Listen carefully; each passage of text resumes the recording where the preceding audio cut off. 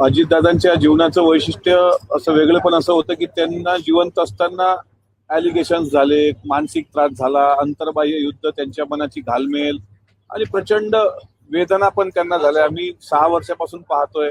अनेक चढ उतार त्यांच्या जीवनामध्ये आले, पण ते कधी खचून गेले नव्हते. पुणे, पिंपरी चिंचवड महानगरपालिकेमध्ये तुम्ही बघा, फक्त अजितदादांनी एक हाती निवडणूक लढली होती, एक हाती लढा दिला होता, प्रचंड मेहनत घेतली होती आणि फळ काय मिळालं तर दोन्ही ठिकाणी निराशा झाली. त्यामुळे ते अस्वस्थ होणं साहजिक होतं.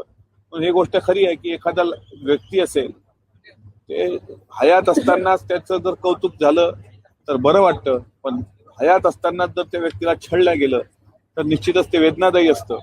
त्याच्यामुळे दादांचं असणं हे महाराष्ट्रासाठी जितकं महत्वाचं होतं, तितकं दादांचं नसणं हे महाराष्ट्र हिताच्या दृष्टिकोनातून नुकसानकारकच आहे. त्यामुळे उद्धवजींच्या भावनाने शेवटच्या क्षणाला ते जे भाऊक झाले होते, ते सुद्धा वाखाणण्यासारखं आहे की त्यांनी कोरोनाच्या काळात सुद्धा अजितदादांनी मंत्रालयाचं कामकाज किती चांगल्या पद्धतीनं पार पाडलं हे स्पष्टपणे त्यांनी कबुली दिली. त्यामुळे त्यांच्या भावना सुद्धा आपण समजून घेतल्या पाहिजे.